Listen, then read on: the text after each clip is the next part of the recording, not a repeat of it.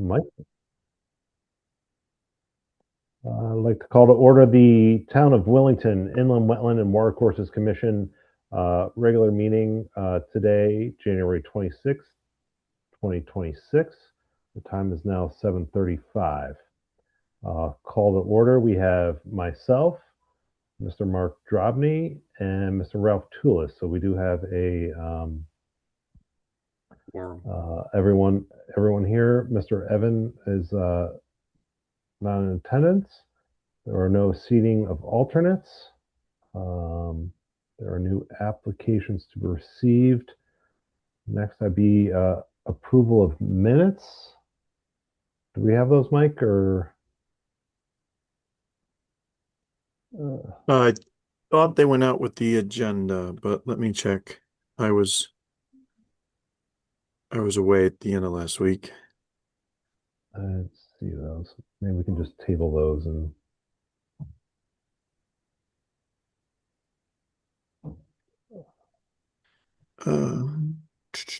Can we move that to the end of the meeting, Mike? Yes, you absolutely can. Yep. All right. Make a motion to move approval of minutes from December 22nd, 2025 to the end of the meeting. I'll second that. All in favor? Aye. Aye. Okay. There is no public hearing tonight, so we move on to new business. And we have timber harvest application TH25-8, selective timber harvest at Jared Sparks Road, map block lot 32-201. Owner, the King Family Article 6 Trust. Applicant is E. Hansen. So I believe we have the applicant, the property owner, to speak to the application. Mr. Hansen, if you would, please. Just give us an overview of, so this, just inform the commission that this is a silviculture plan. So this is something that has been developed for the parcel in question, and there's certain things that go along with the silviculture plan. So if you could just walk us through that, please. Patrick, and I see somebody's raising their hand. yeah, I just want to comment, Patrick and my fellow commission members here. I have a long time association with the King family. Patty King and I went to school together. Charlie King and I have been friends for years. I want to put that on the table. I do not feel that it creates a conflict in any way, shape, or form. I will be objective with respect to this application. If anyone else has a concern about that relationship, please voice it now. Otherwise, I will participate in this meeting. Thank you, Ralph. I just thought it was appropriate that I mention that. Mr. Hansen, if you would, please. Yep, no problem. First of all, thanks for agreeing to have the meeting tonight. I know this was kind of a last minute thing, and I think we're the only ones on the agenda, so thank you. This is indeed part of the forest stewardship plan that was written years ago for the King property. And I did not write it. Another certified forester had written it, but we are implementing it. And this is the second phase of the implementation of the plan. The first harvest under the plan happened probably about 3 years ago, and everything worked out really well. We're using the same person that we used last time, Tom Walker and his son Neil, and they did and do great. So as part of this operation, we're going to be harvesting in the northwestern and north central and all the accessible portions of the southern portion of the property. There is a drainage that kind of runs eastward through the property and bisects north and south. Yep, there you have the map there. And so in all the accessible portions of the property, that's where the harvest is going to be. The first place that we're going to go to is up in the north central and the northwest. And as opposed to the last time where we did a cut tree mark, we're doing a leave tree mark during this one because there are way fewer trees that are going to be left than there are going to be cut. As part of the plan, they had called for regeneration treatments to be done throughout, particularly aimed at attempting to regenerate less shade tolerant species. Um, Specifically here on this property, that's going to mean the white oak, the black oak, the red oak, and the hickory. And this property grows really high quality individuals of all those species. Um, so in order to do that, we're reducing the basal areas and we're retaining the trees that we really want to be able to keep growing and those that have really good um, and full live crowns and limited defect so that the genetics from those trees get passed down to the future forest. Uh, there are going to be two separate landings as part of these operations. The first one is the same landing that we used during the last operation, which is just a little bit west of Jared Sparks Road up there in the northeast. There is a really good existing set of woods roads throughout the property actually, and those are also shown on the map. Every place that you see a crossing, there's an existing crossing. Most of them have culverts or are fords. Um, these roads have been in place for decades, and they're in really good condition. Um, let's see. Yeah, that was my question. So you have like a stream crossing, and then I see there's something coming across that wetland on the, what's that, the western side there, the southwestern side.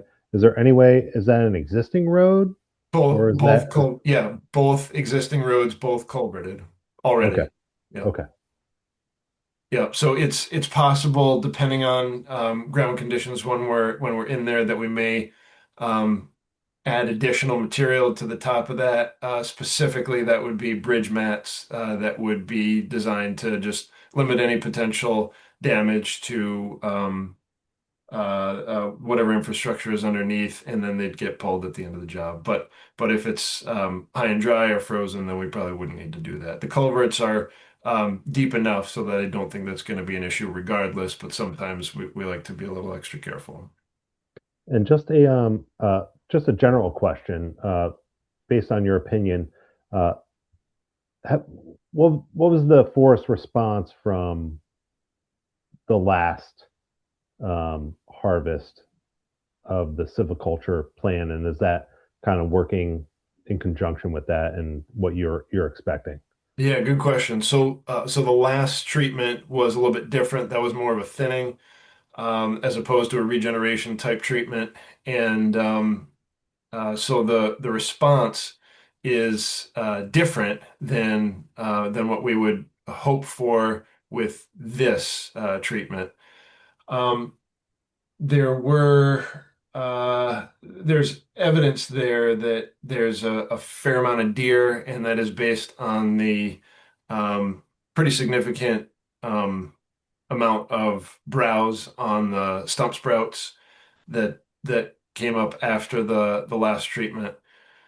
Um, but the trees that were retained, they all seem to respond really well. I see no indication of exceptional stress. Their crowns have filled out, and in terms of the overstory response, it was really good. And there's um, silviculturally, um, I always like to see more desirable regeneration, but like I said, that wasn't the intent, nor was it the likely outcome from the last one because of the higher retention that we had. Thank you. Are there any other specifics that anybody would want me to go over?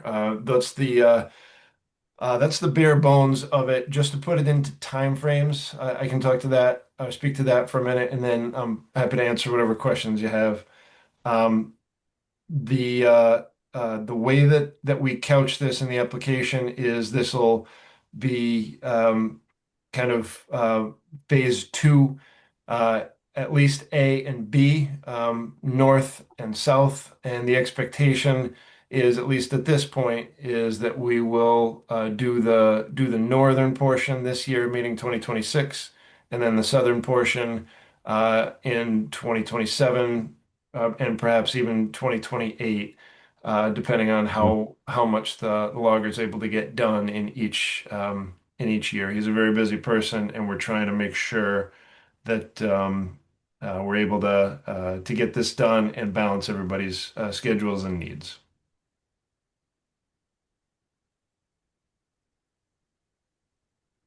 And as a forester, when they're out doing the work and they come across something that they may think is uh, like a regulatory, a regulated area, such as a vernal pool or something else, how do they respond, or how do they modify um, their methods in according with the DEP, like BMPs and stuff? Yeah, good question.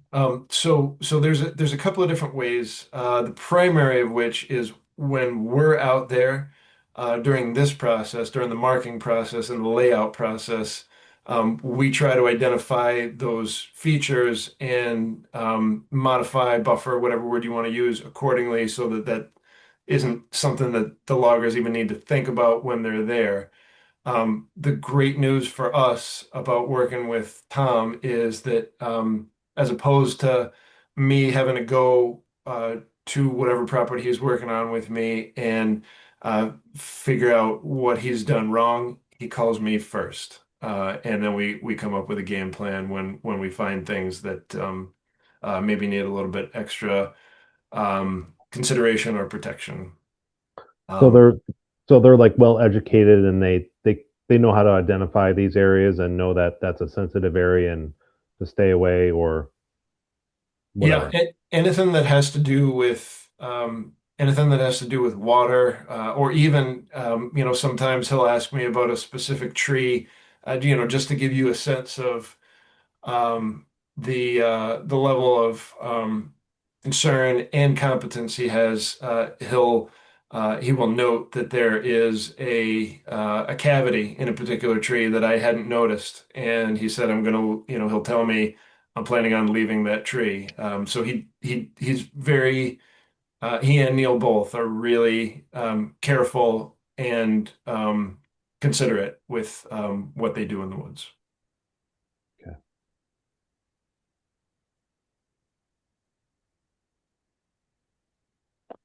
And there was an abutter that did reach out to the commission. Um, he was unsure of the plan, and it was made known that he could obtain this information. I see that the mailings went out right after you submitted your application, which was December 18th, I Right believe, after, yep. and the certified mail went out December 22nd. So Mhm. there should have been sufficient time for abutters to um, acquire any additional information that you submitted to the town. Is that correct? Are you asking me? Yeah. Yep. So yeah, I think that's correct. We got one of the mailings that we had sent out sent back to us, and I really don't know why, because it was the same address that was on the town's website, and I think that person still lives there. But there was a person who did contact us with some concerns and questions that they had. Michael, my employee, Pellegrino, who's on the call, talked with him on the call tonight. Talked with him a couple of times, and he expressed what his questions and concerns were, and I think we're all good there. Okay.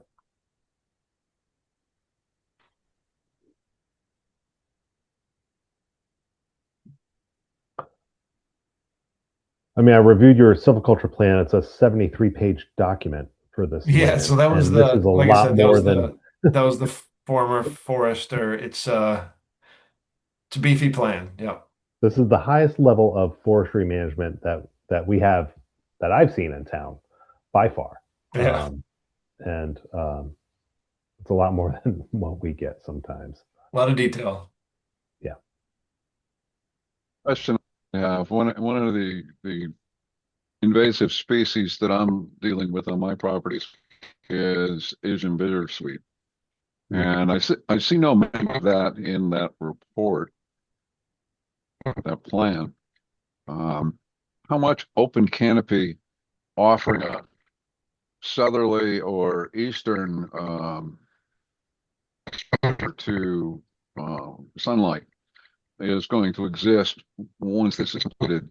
Because those are the kinds of areas, particularly railroad right-of-ways, roadsides, driveways. Asian bittersweet can be extremely prolific. And Can. Yeah. Yeah. So to directly answer your question, a lot of the northern portion of the property faces either south or southeast, so that there is going to be some south-facing aspects. Um, and there are some invasive plants on the property. It's been a long time since I read the plan, so I don't actually remember what's in there besides the silvicultural recommendations. But there's some barberry, there's a little bit of bittersweet, there's some rose. Um, in the areas that we're working right now, it's pretty limited. no, I understand it now, but as the canopy disappears, the Asian bittersweet just loves edge of forest, particularly with exposure to sunlight. And those are problem spots on my property. And Yeah. those are the spots that I've noticed in my travels, particularly on railroad right of ways. Yep. A lot of edge issues. Yep. Yes, there's good shade. That the bittersweet is there, but You're a little broken up, but I think you said in good shade, it's limited. correct. That's Okay. exactly it. It's just, I have a extreme hatred for that particular species. I I join you. I don't know if I'd call it extreme, but I do dislike it. Well, after seeing what it's done to my property, yes, I hate it. But, Yeah, it okay, can be a really big deal. it's and it grows fast. It's amazing how fast it grows. Yeah, that is true. Anyway, I'm always looking for ways, if any exist, to get to manage that species. It's really problematic in my mind. That's all. So this is perhaps a little bit beyond the scope of what we're here to talk about. But one of the things that I've been trying to get clients who have appropriate areas to think about doing, especially if they're not interested in using herbicides, because there are cocktails of herbicides that'll work. But if they're not interested in doing that, and if they have some available sunlight and the right how should I say, the right aspect, you could think about temporary fencing and goats because goats eat that stuff right to the ground. I've been thinking about getting a couple. Do it. Well, All right, sorry to, I wasn't going to sidetrack this application in any way. It's just it's related. That's all. Mark, did you have anything to add or of the applicant? I don't.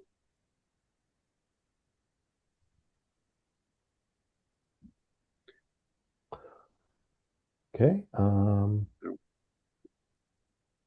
There's nothing else. I'd like to make a motion to approve timber harvest application 20H, uh, timber harvest application TH25-8, selective timber harvest at 0 Jared Sparks Road, map block lot 3221, owner King Family Article 6 Trust, applicant E. Hanson. I'll second that. Any further discussion? All in favor? Aye. Aye. Thank you. Hey, and Eric, just off the record, as a seasoned forester, if you know, when you were a crewer out there, this is off the record, whatever.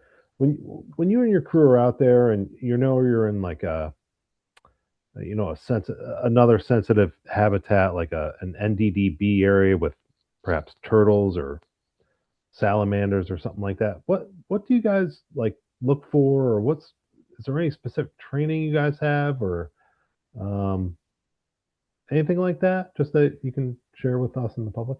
So it depends on who you guys is. If you're talking about Like a forester, or in general, most foresters are trained and have some sort of training, correct? Or should be aware of certain aspects of the forestry and these habitats that they may be in.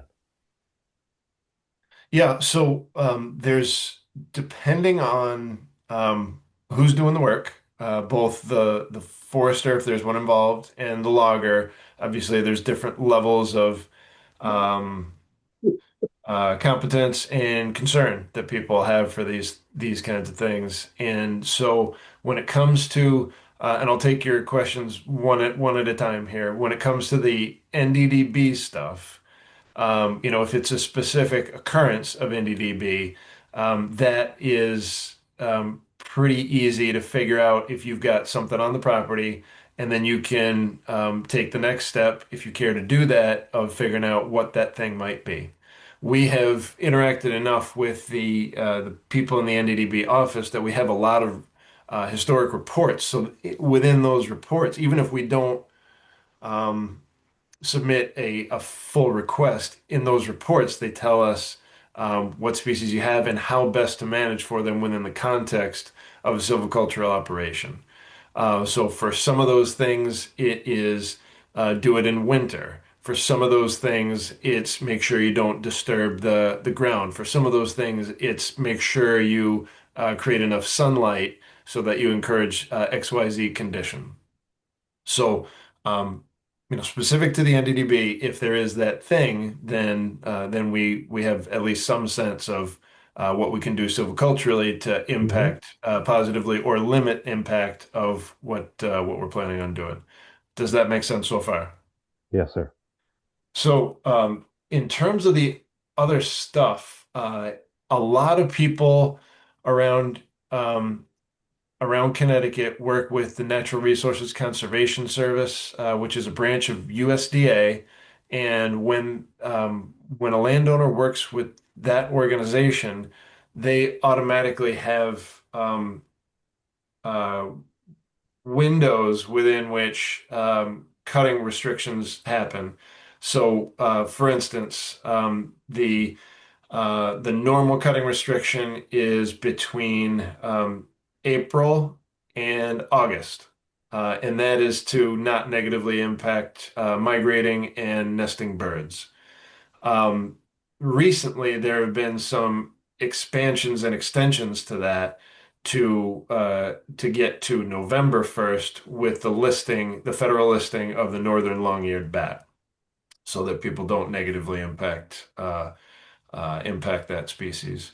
So where you have known populations of those species, it's good if you can to limit the activity. But realistically, and I'm getting way into the weeds here, Mhm. but realistically, um, silvicultural operations are kind of the least of their worries. It's habitat loss, and it is white nose syndrome primarily. Okay, cool. So So to directly address what your actual question was, though, what sort of training do we have?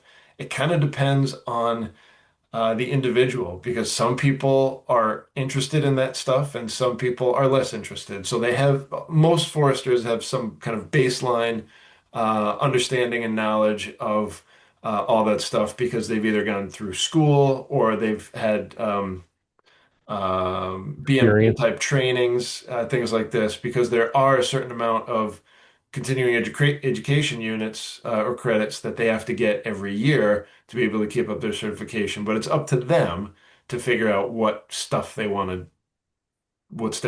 focus on. Okay. And it doesn't necessarily have to do with water. Does that Yeah. that might have been way more than you wanted? No. I think that was pretty good. Okay. Just some questions that have been coming up Yeah. about forestry practices. Yeah. Well, So the thank you good so much. news is, for those people who are interested, there's lots of opportunities to learn about those things.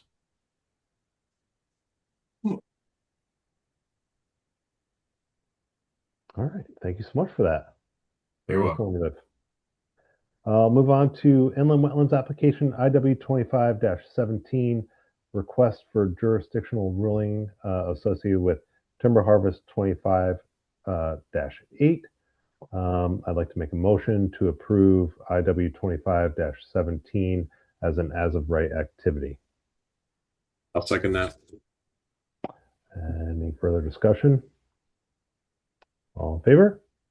Aye. All right, thanks so much, Mr. King and Mr. Hanson. Thank you. Yeah, thank you all for making this happen. Good luck. Take care. Take care. Bye-bye. Thank you. Bye-bye. All right, I see nothing in the box for old business, or are we gonna use the minutes? Because I didn't see the minutes on the agenda, Mike. Minutes were above, but I have Mhm. them, but it doesn't look like they went out, so you don't have them. So I think you'll have to table them. All right, motion to table the review and approval of minutes from the December 22nd, 2025 meeting.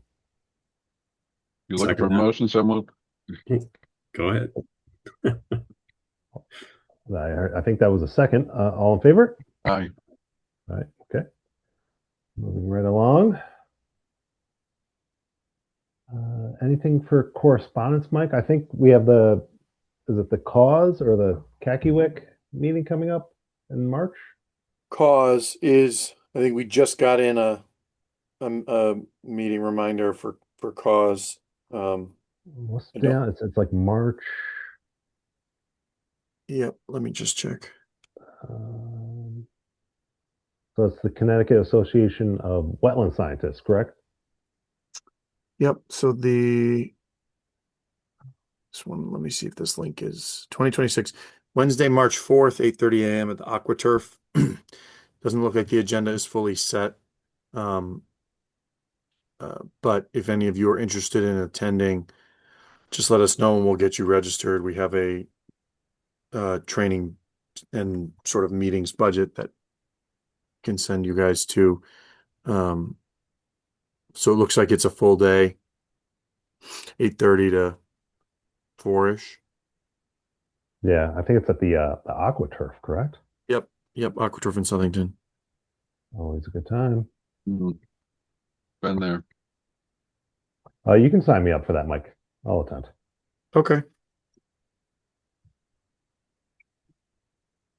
Now, Mike, if you've got a outline of the agenda, I'd like to see that. Maybe I will join Patrick. Okay. Yeah, I'll send you the link to what is they have posted and then you can see if they add Changes. a little bit more. Yeah. Okay. Great. That's opposed to like the Kakiwick, which is more suited for like the commissions. And I think we all should start going to that, to the Kakiwick. Yeah, we can certainly sign you guys up if you want to go. It's just, When that's usually in the fall, right? yeah, I think that's like around closer to the holidays. Yeah, I think we should all start because there's definitely some like good updates because Army Corps of Engineers has moved to like a nationwide permitting kind of platform and stuff. So there are some changes coming around with uh, regulations and stuff like that on the national side, or just how permits are submitted. So not so much with Connecticut regulations, but nationwide and how things are done. So maybe next time around we get a group together, we carpool down there and represent Wellington. There you go. Put the Willing in Willington. Here we go. All right. Cool. Any other correspondence? Nothing from us. All right. I take it staff report and discussion is kind of about the same. We've not had any enforcement items. We have not had any agent decisions. Obviously, this time of year, things are pretty quiet, so Yeah. nothing to report. All right. Next Excuse me, Patrick, did anyone give any consideration to what I had mentioned in an email with respect to the as of right, with respect to forestry operations? Yeah, Trying to combine this to one action by the commission rather than having to deal with each separately. I did have a conversation last week with the folks from the forestry side of the equation at Deep, and he didn't have any specific concerns. His only comment was that if you got to a situation where somebody submitted an application and that was for a timber harvest and had wetland activity, and for some reason you felt like something they were doing was not within the as of right, the taking them together would sort of potentially box you in from making a decision that it needed a permit, but that was the only thing that he thought of that was worth any consideration as far as actually just combining the entire application. where they would be using a timber harvest application, like with some cutting potentially in a wetland area, which they have the right to do, but then filling it in and putting in a shed or something like that. Well, so yeah, or yeah, we're going to put in this crossing to do this timber harvest, and then but the crossing is a 20-foot wide, concrete bridge with pavement that looks like, it'd also support truck traffic or something, right? So his Right. recommendation was to, if you wanted to, I think the sense I got was it's probably not going to bother anyone on the planet if you just combine them, because the likelihood that you get somebody in here trying to have something like that pass your review and them try to claim that it's all within an as of right, with the amount of applications that we've seen, I don't think it's ever come up. I think he thought probably not an issue.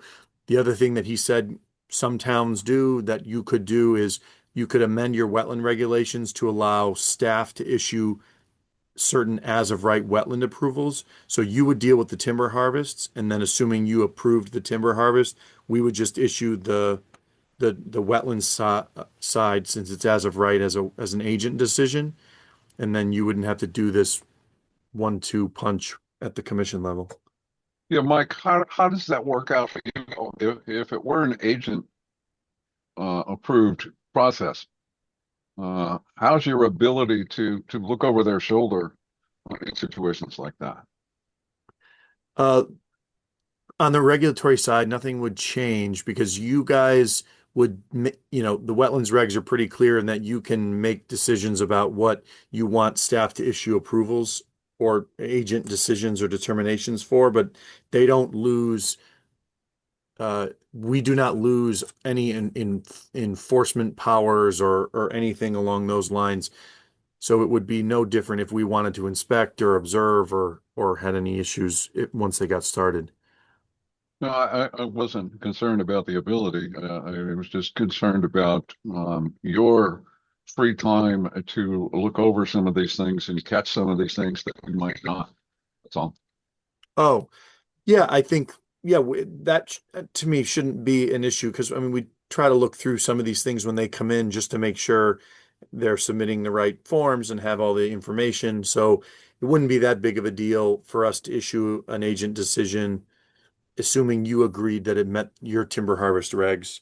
Because we're doing we do a notice of decision anyway, right? So we still would do everything the same after the commission has acted. Okay, But we'd still be able to review the timber harvest application if we see something wrong. If you had already approved something, we could act on that. Well, so I would not, what would happen is if this application that you just saw came in tomorrow, we would process everything before the commission, you would review the timber harvest, and then assuming everything was good, we would issue the agent decision to tee up right with your review of the timber harvest. We wouldn't do anything proactively, because if you don't make that decision that it meets the regs, then we wouldn't issue the as of right. So it would just take sort of that sort of duplicate process that you're dealing with now. You just look at one activity, and then assuming you issued the timber harvest, we'd issue the as of right determination as an agent. But really nothing would change for the applicant. They just wouldn't repeat themselves when they came in. And would that save them a little bit of money?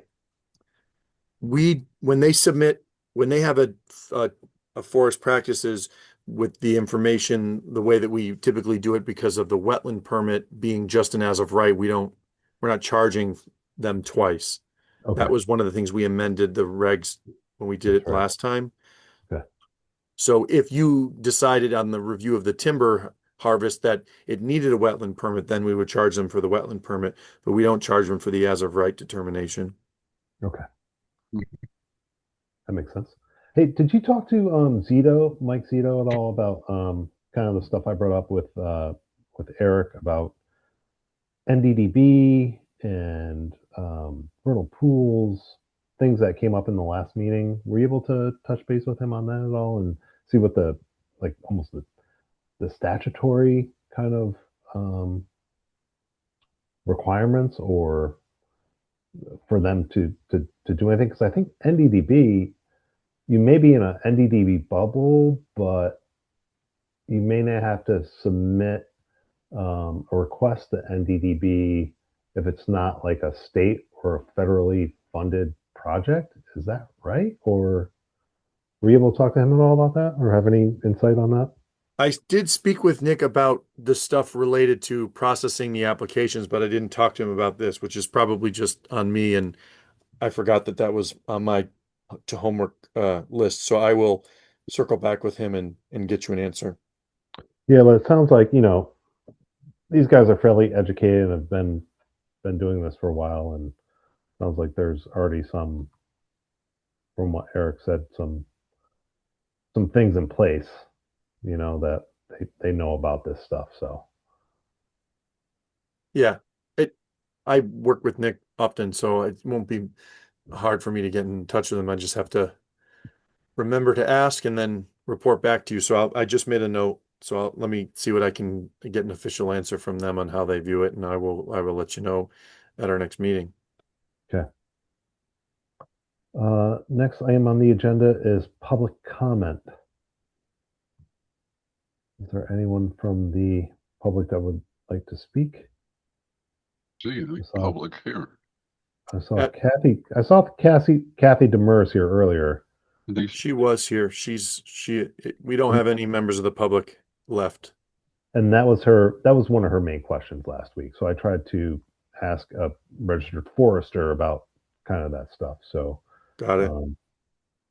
if you can follow up with Mr. Zito and just try to get some definitive, like statutory kind of language or what he thinks, Yep. how they operate. Probably part of I think it's probably part of the BMP manual that they need to kind of do something in those areas. But if you can get it from the horse's mouth, that'd be great. Yep, will do. All right. Next, I see Mr. Drobny's favorite. most favorite part of the meeting. Section K, All adjournment. right. I make a motion to adjourn the meeting for the Inland Wetland Watercourses regular meeting agenda for January 26, 2026. I'll second that. Excellent. No objection here. All in favor? Aye. Aye. Thanks, everybody. All Stay right. safe out there. Thanks, Yes. All guys. right, gentlemen. Stay warm. Throw a couple Thanks a extra lot. logs on the fire tonight. It's going to get cold. Yeah. Very Have a good night. All Aye. right. Thanks, Take Mike. care. Thanks, Evelyn.